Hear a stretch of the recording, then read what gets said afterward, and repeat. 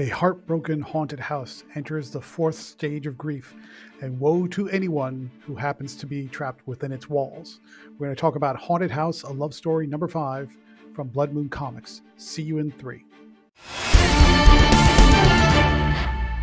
And welcome back to Comical Opinions. This is our review of Haunted House, a love story number 5 from Blood Moon Comics. And in this issue, the living house is sent into a spiral of depression when a trio of teenagers breaks in to commit vandalism and nurse heartache.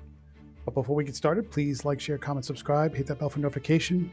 Your attention is greatly appreciated, and make sure to stay tuned through the end for the score.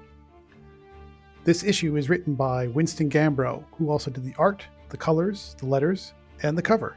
But Winston Gambro also had help from Joshua J. Beck for the art on some of the 3D modeling and color assist by Rob Cloma. Before we start talking about what happened in this issue, let's talk about what happened in the last issue.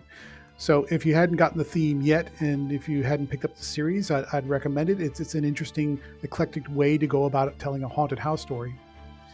But effectively what's happening is you have this house that was brought to life through the love of its original architect and builder. And so the first issue was about love and the heartbreak that came out of a love that was unrequited. Now in the subsequent issues, the house is going through the 5 stages of grief. And now we've reached the 4th stage, which is depression. And so now the house is feeling all the overwhelm and feelings that came with the previous stages.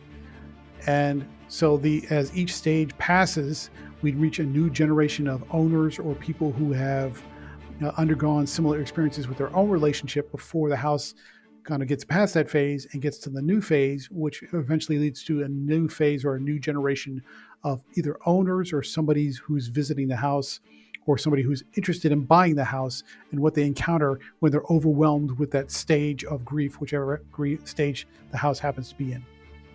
So that's how the series is shaping up so far. In issue number 5, which is the issue that we're in right now, the house is going through depression. And so the house has been condemned because there are too many bad things. There was a murder that happened way back when.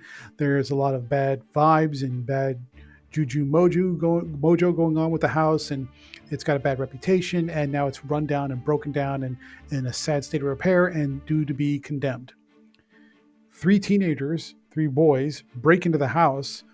2 of them are secretly, you don't find out till later, are actually lovers or just at least romantically involved.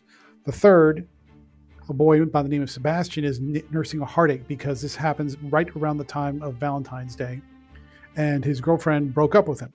And so now he's in this sort of spiral of depression, which mimics and echoes the depression that the house is in because it knows it's condemned. It knows that it's time of feeling love or being able to reunite with the person who first built him, which coincidentally also happened to be named Sebastian, is coming to a close.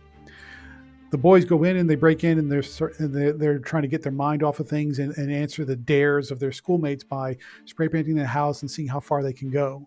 Can they go all the way down to the basement? Can they go all the way down to the attic? They're daring themselves to overcome the local legends and the lore and the mystery surrounding the house.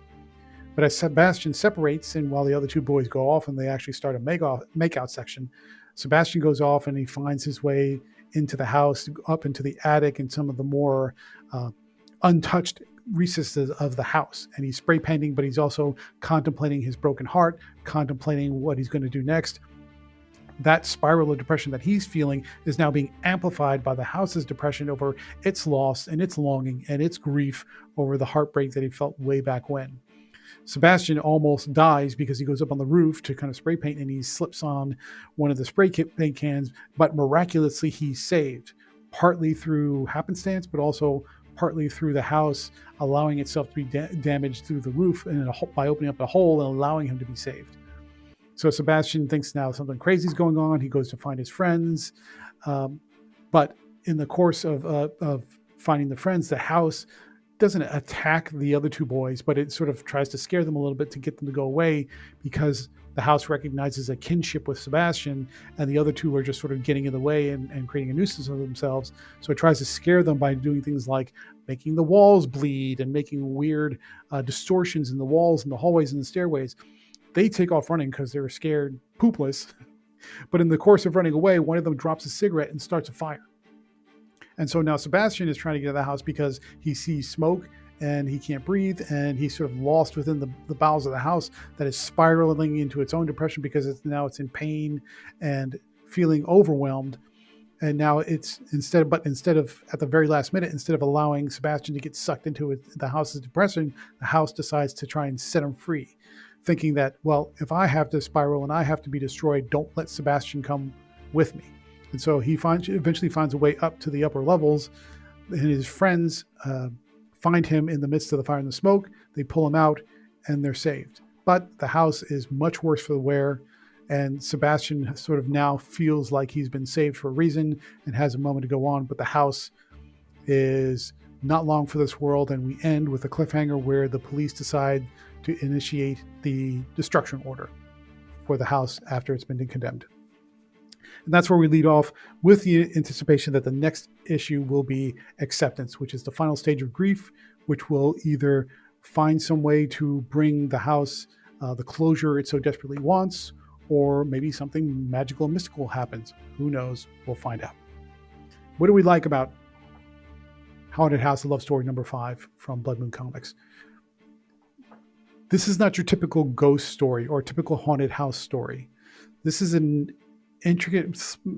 reasonably intricate exploration of emotion, but emotion for the pain somebody feels when they have heartbreak and loss, and how they try to cope with those different stages of loss, but told through the circumstance of what if it was the house that was feeling it, because the house is sentient and alive, and it feels all the same things that we as humans feel.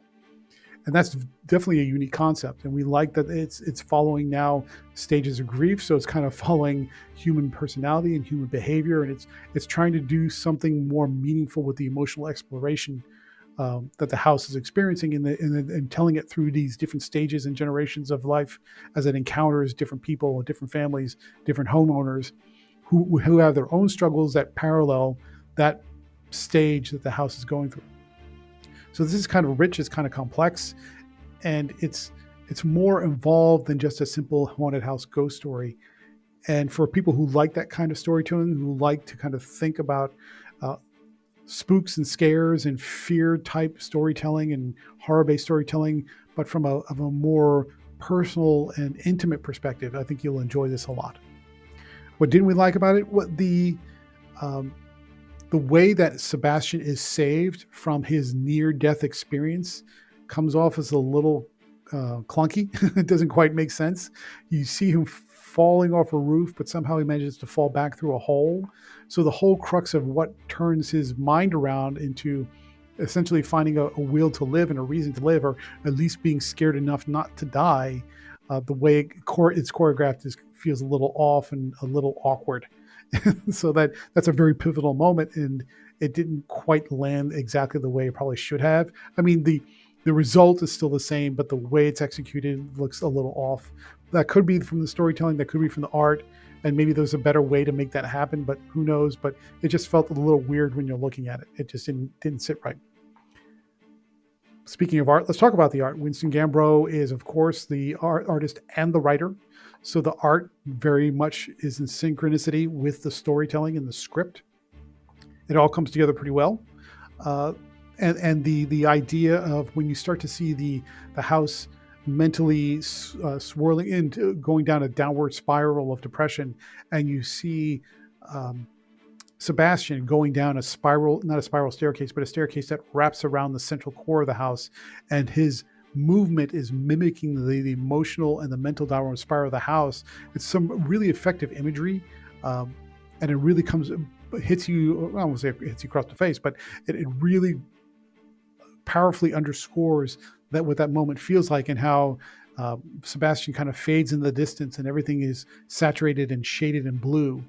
It's a lot of powerful imagery, metaphorically speaking, reflecting the feelings of the house and the emotional state it is in at any given moment. So it works well. Is it the most richly detailed and cleanest lines and the best art in the world? No, it's still very, I won't say underground, but it's still very indie comic type of style. It's low fidelity. That's not necessarily bad, but it's very sketchy and very kind of uh, basic for what it's trying to accomplish. But what it accomplishes it accomplishes getting the point across well, which is at the very least what you want to go for in a story of this sort. Final thoughts. What do we think about Haunted House, a love story number 5 from Blood Moon Comics? Lots of powerful imagery, plenty of emotion.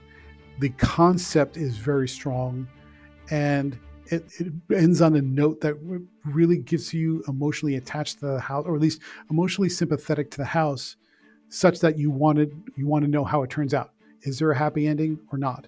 And so the hook is very strong as well. On the downside, the key moment, which is Sebastian's salvation, felt a little clunky and awkward, and the artwork is okay but not fantastic. So mostly a mix, but the positives greatly outweigh the negatives. Therefore, we're going to give Haunted House, a love story number 5 from Blood Moon Comics, a 7.8 out of 10. I hope you enjoyed this review. Please let us know if you like kind of emotionally focused storytelling, especially when it comes to horror or other genres where you don't necessarily expect it. Let us know in the comments section. And if you want more reviews just like this one, please stay tuned through the outro.